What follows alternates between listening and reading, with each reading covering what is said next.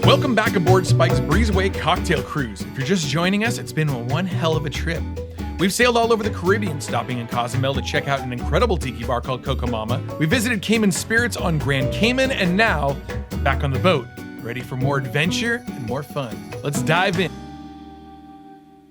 So we were back on the boat, and our cruise director, Christine, was able to secure a room for us to screen a brand new episode of Spike's Breezeway Cocktail Hour for the first time in front of a live audience.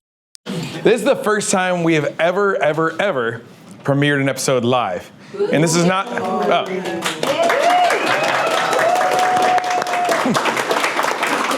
We're special. Yes. And this is not just me standing behind the bar making a cocktail. This is the Halloween special. I so can't wait for you to watch this. With no further to-do. And so, from our friend Sambo, this is the Spooky Colada. My favorite thing about screening this live was being able to see everybody's reactions to the jokes. Welcome back to Spike's Breezeway Cocktail Hour. It's the Halloween episode. Yeah. This is the episode that we've looked forward to all year long. Yay! Thank you all for welcoming me with all that applause. Salute out there. Oh, God. Dude, I love the Breezeway, dude. I love the Breezeway. All right. I love this Breezeway, honestly. What do you mean this Breezeway? I just want all this. What really struck me was when I'd welcome a character onto the screen, like somebody like Panty as a clown, and watching people react to him on screen. It was like an episode of Happy Days whenever Fonzie makes an entrance, people cheering and stuff.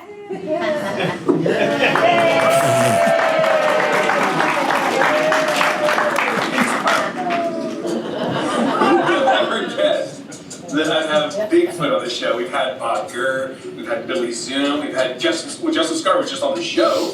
A bunch of famous people, but nobody more famous than Bigfoot. And he's friendly now. Get out of the way! You almost tortoise.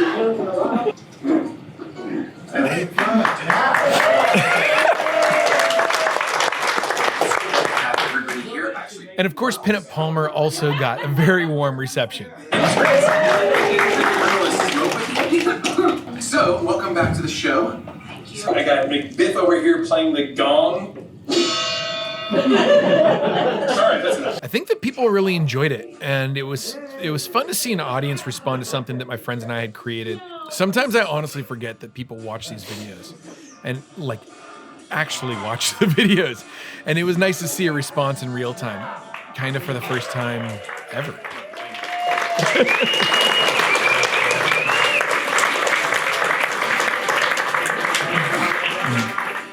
After the screening, Ed Hamilton, his girlfriend, and Beverly and I were treated to a teppanyaki dinner by our buddy John Zahn. A bunch of people joined us, and I'll tell you, dude, I was so impressed by this teppanyaki guy. This guy was way more impressive than anything I had seen at Benihana's in the last 10 years. Look at all of his flipping around. Super impressive stuff. And the food was just incredible. And then the dude got out some eggs. And yeah, that's just like kind of average, egg juggling. But then he started spinning this thing around and faking out like he was gonna smash it and started juggling with his spatula thing. Is that a spatula? I guess it's kind of a spatula, right? But the ending of this is what blew my mind. Check this out. Right up and into the hat. Okay, so he's doing some magic fingers here, reaching into his hat, and what is this? Oldest trick in the book. Chicken in the hat trick. Look at that.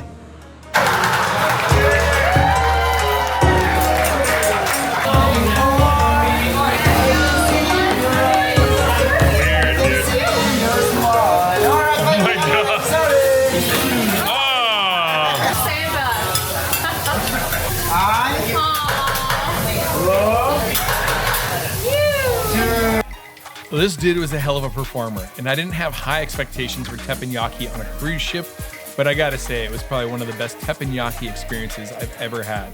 So if you ever end up on this boat, look for this dude. I don't remember his name, but If you squint, you could probably make it out on his name tag.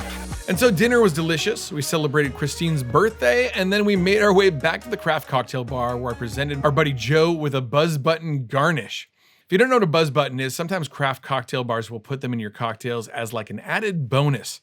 When you chew on this thing, your whole mouth goes numb. It's a really, really weird sensation. Do you just eat that? Yeah, just eat that. Just chew on that. Yeah, don't swallow it real fast or anything. Just keep chewing. And with almost no hesitation, our buddy Joe put some kind of flower thing into his mouth upon my urging. Bum, bum, bum, bum, bum, bum, bum, bum, bum, bum. Okay, so what are you experiencing? Slight. Oh. Part of a Pop Rocks feeling. Ooh, Pop Rocks, okay. Just the brightness of that. Right. Slight numbness. Oh, a little numbness, yeah. More of that brightness. What are the flavors you're getting? Dried thing. Dried thing, yeah, dried thing. That's a flavor. Yeah. Not really a lot of flavors. Just lots of tingly everywhere. Okay. Everywhere. Now that I've gone and moved it around a little bit. Yeah. Okay, so both sides tingly. Yeah. Oh. Okay. Some, Pop Rocks feeling everywhere. All right. Getting a little numbness. Yeah. I can kind of feel, Yeah. lots of salivation. We describe that as just effervescence. Just a Effervescence, okay. just brightness. Is it still in your mouth? No, I chewed it and swallowed. Oh, okay. That's interesting. Some of the dudes were interested in some late night cigars, so we went up to the deck to do that. And then people got word that there was another silent disco. So we went to that. So we all made our way back to the ballroom or the club or whatever you call it, the Moulin Rouge room.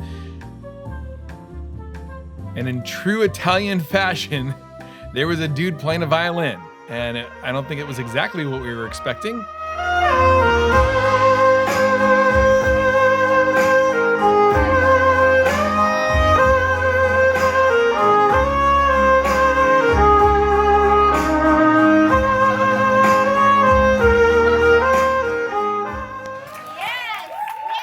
But as the lovely violin music ended, they announced that the party was about to begin. After the show tonight, we have silent disco. So if you're looking for headphones for that, you can go right into the corner out there. It is so much fun. Contractually, I got you.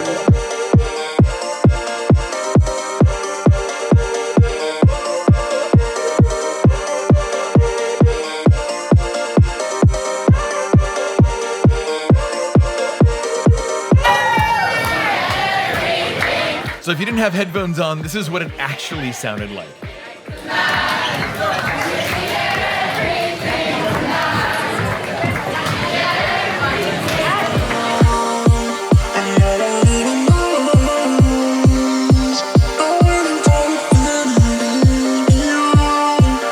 And that's when I saw editor Jared making a move for the dance floor.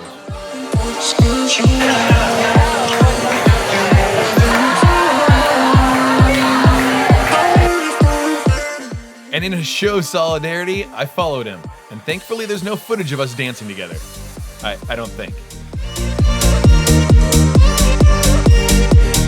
And after we were done, we celebrated with some rum old fashions in very warm glasses. I found it. It's a hot glass. Cheers. It's a hot glass. Oh, it's amazing. Yeah, it's great. Once we left our party, we found out the whole ship was actually a party. But it was time to get some rest because tomorrow we'd arrive in Jamaica. As we woke up, our view was a Jamaican flag, waving proudly in the ocean breeze. Below the ship, a quiet colonial-looking town stretched out along the waterfront. Its Georgian-style building standing in contrast to the tropical setting. And I don't know what I was expecting, but it really wasn't this. And I'm not sure what that means, but the port felt both historic and serene. But it also kind of felt like a port where nothing was happening. Like it was eerily quiet. It was truly beautiful, but it also felt artificial to me. And it's not like I was expecting a Senior Frogs or a Hooters or something, but it was just really quiet. Well, anyway, our group boarded a bus, headed to Hampden Estates Distillery. And that's when we met Denise. My question to you first timers, why are you just coming to Jamaica? What took you so long to get here, right? Yes, so we're happy to have you.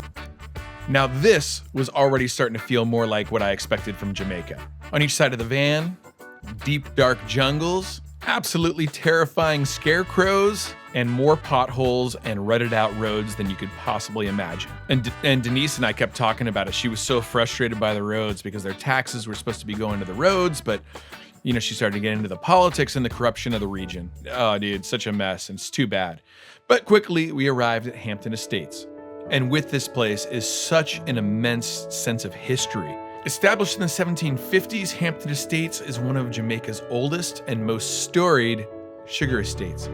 Known for its rich history in sugar and rum production, the estate thrived during the 18th and 19th centuries when Jamaica was a major player in the global sugar trade. Unlike many other plantations, though, Hampden remained largely unchanged over the years, preserving traditional distillation methods that contribute to its world-renowned high ester rums. Like, look at that giant pot still right there out in front of Hampden Estates. But today, Hampden Estates is super famous for its Hampden Gold, Rum Fire, and other distinctive pot still rums, which are of course crafted using the estate's natural spring water and long fermentation processes. I was excited to go inside and take a look at how the rum was made. Dude, we just arrived at the Hampden Estate in Jamaica. Like, who would have ever guessed this would be a thing? Also, I always used to think like the Yaman thing in Jamaica was like a trope or like a cliche or something. Dude, I've heard it 3,000 times since we got here an hour ago. It's wild. Hampden Estates. Who would have ever guessed this would be a thing? Yeah, man, it kept blowing my mind that I was all the way in Jamaica with viewers of the show about to see how rum was produced. And so we went inside. They had rum punch ready for us, and it was so delicious. It definitely wasn't like a craft cocktail, but it was definitely made of their fresh Hampden Estates rum, fresh fruit juices. It was tasty. You're trying to be so special. Yeah. Dude, I'm at like a rum distillery with Ed Hamilton. Weird. Rum punch? We took a short little walk to where we were going to congregate, learn a little bit about the history of Hampden Estates, and then break into groups and go see the distillery ourselves. But who should be lurking in the bushes but this creature? Look at this guy. So rad. There were a couple of these guys just kind of cruising around the grounds. And I'd be lying if I said that this did not distract me at all. I was really trying to pay attention, but I just kept looking at these majestic, like, gigantic birds. Okay, enough about the birds. Let's listen to the dude talk about Hampden Estates. Because I've been in this industry for a good while and tell the rumors. It's printed out on the face. It's the shirts. It's the hat. It's the walk. It's the vibe. It's everything. To start off, I'm going to ask about the brand rums that you drink. Give me some names. All of them. Worthy Park. All right. Appleton. Hampton. All right. Not bad. I heard one that's really excellent. Hampden was surveyed in 1668. The first owners of Hampden, Sir Archibald Stanley, fleeing the Jacobite Wars, came to Jamaica. The buildings that you're seeing are original buildings. The Great House, for example, was completed in 1753. We're currently in the parish of Trelawney, fifth largest parish on island. When Hampden was surveyed, the parish of Trelawney did not exist. It was St. James and St. Anne. For some reason, you found a lot of the Scottish settlers settling in this area. What is really good and unique about this area, back then, Jamaica had over 147 distilleries. It was interesting, and I was paying attention, but a peacock. He was telling us all about the rum process in a distillery, from washing to fermentation to pot still. Oh, the peacock. Dude, there's 2 of them now. And they're like cruising around. Man, so distracting. This mark we put together since the Aussie family took over. Before this, the rum fire mark was pretty much on the low side of esters for us. First of all, the typical white rum, the ester count is 20 to 80. Some might go up to 100. This one, the ester count is 500 to 600 esters. The ester count in this is 80. Starting.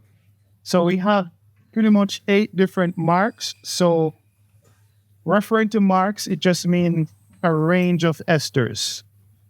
Okay, this is OWH. So the ester count in this goes up to 80. After that, we have from 80 to 120. And then it goes all the way up to 1600, which is the highest we're allowed to sell. We have problems making this.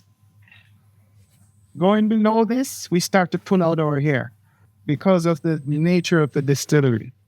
All right, the distillery was created solely to produce high ester rums.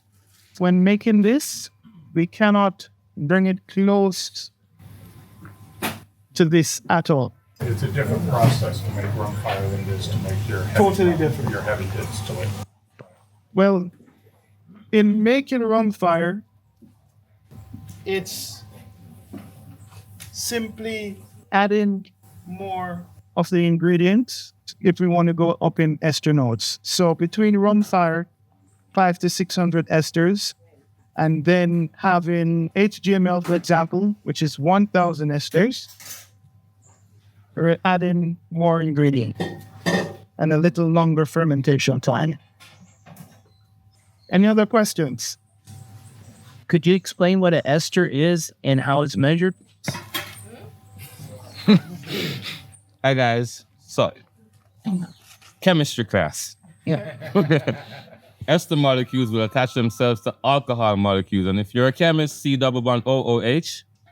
Yeah, man. No, man.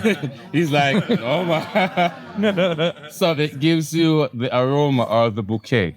So you might say the rum is funky. Those are the esters. Yeah, man? Yeah, man. Got it? Everyone got it? Yeah. Awesome. Ginger lily, ladies and gentlemen. Whoa.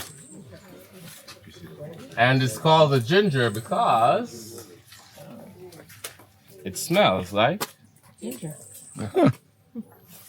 It also grows like ginger. I gotta leave. Yeah. It was time for us to tour the distillation process. So we had a little conversation first about the giant pot still out front, how it was decommissioned. Then we went to go see the mansion. 6 bedrooms, 5.5 baths, kitchen, living room, pantry, dining room, TV room, study. Each room in that house that is not a bathroom has a fully stocked barn. no. Stay young. The family wanted to have a great house stores royal blood. That's the original house, ladies and gentlemen. Construction started in 1749, complete by 1753. That house still has original 270-year-old flooring boards in it. Wow. Which is the reason why they decided to keep the historical importance. Yeah, man? Yeah, man. And so we were walking along, and Ed Hamilton kept asking very pointed questions, which led to this conversation. You got some knowledge of distillation. Do you distill? Or what do you do? I import and sell rum. You import and sell rum. I like this guy. It was only shortly after this did they realize that Ed Hamilton was, well, Ed Hamilton. And it was pretty exciting for them. And so look at the entryway lined by old rum barrels. And as we were going inside, you realize how hot the place is from all the distillation going on.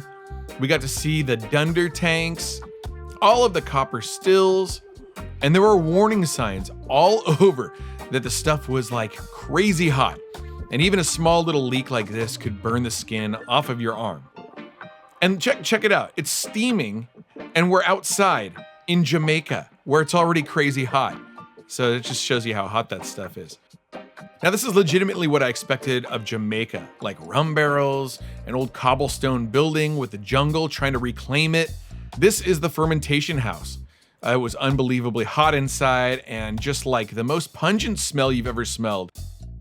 Okay, we just went into the fermentation house. Can't bring you in there. That's like the secret to the whole place. And that's where the muck tanks are. So that's where you get the super high ester fermentation. They wanted to make sure that we didn't film anything or take any pictures inside because that building is so specific to the process of Hampden Estates.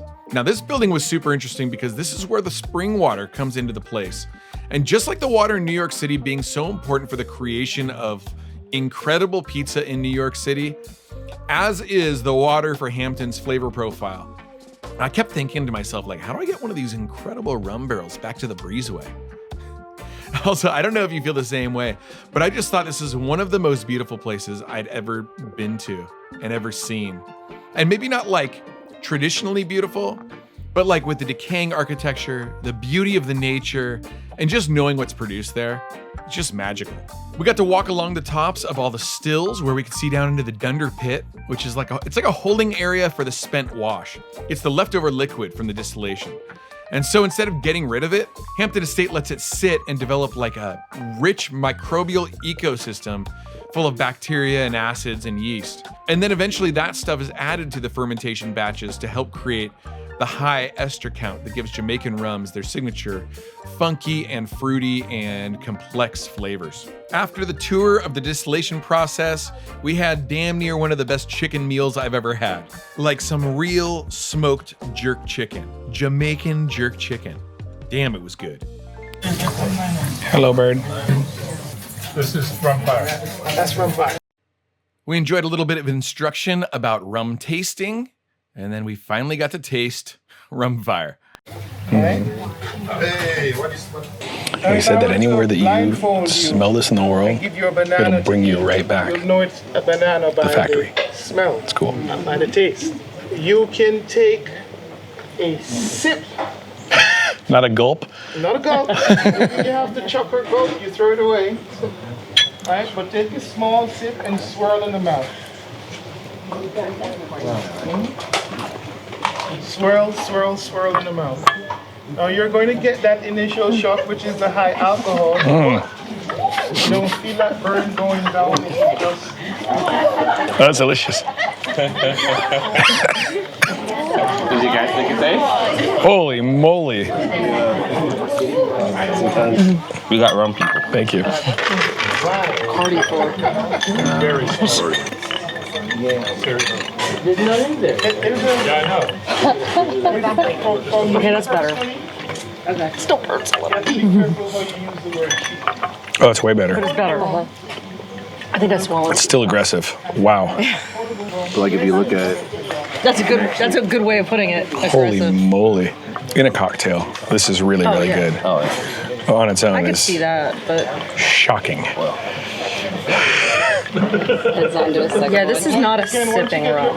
Yeah. We're going to make a rum and ting now. Shrubs is... Thank you. Okay. Shrubs is trying to get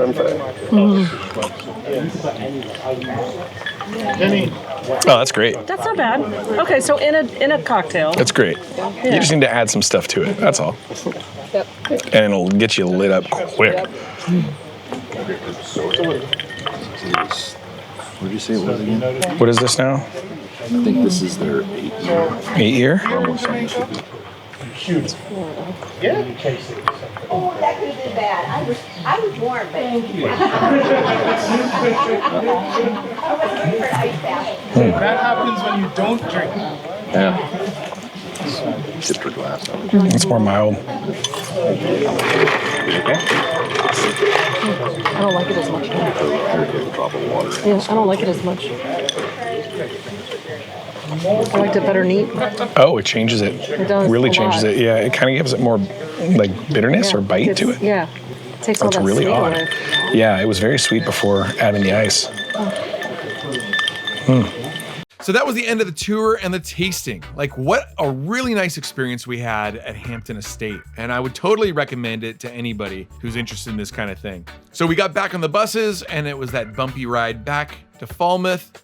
Everybody was a little snoozy on the way back because of all the rum. I was excited to see what Falmouth looked like now that it was the afternoon. And what it looked like was a monkey with dreads smoking a giant blunt. So that's what it looked like. Dude. It was kind of the Jamaican equivalent of like Ensenada or like Cabo San Lucas or something. It was like cheap tourist gifts. We tried to go to this place, Jamaica Me Happy. The name. But nothing really had the vibe. So we ended up finding a basket of beers, like wildly expensive beers. And we just kind of sat out in the courtyard. We all had some Jamaican Red Stripe. And it was nice. But it was so expensive. Dude, I can't tell you how expensive it was. Well, actually, I don't remember, but it was expensive. We also did some rum shopping, and it's actually the first time I've seen Blackwell rum for sale anywhere, and I have a bottle of that. I just never really knew what to do with it. But the other rums, I mean, it was like essentially the rum selection at High Time by my house. So like I could kind of get everything at home, except for this one bottle that I saw that my buddy Garrett bought for me, the Kingston 62. I just really love the label of it. I don't know what it tastes like yet. But it was still really cool to finally see a giant rum selection in a store though. And especially things like Rum Bar or like Appleton 21, like really expensive, like high quality rum. There was a big Worthy Park section, Ray and Nephew. It was really cool to see because you just don't see that kind of, rum selection in stores in America. Unless they're like specialty stores, And just like that, it was almost over. There was a lone oboe man playing the saddest oboe music that you could possibly conjure up. But it's been a hell of a trip. And I wouldn't trade it. Once we were back on the boat, things were getting a little somber. We knew that we had one day left, and that was on a private island. So I'm excited to show you that next episode. But if you've enjoyed this and you want to join us on the cruise, in June, we are traveling from Fort Lauderdale to Bimini and Nassau, and it's gonna be a blast. There's a link in the description below if you're interested, and I hope you'll join us. Aloha.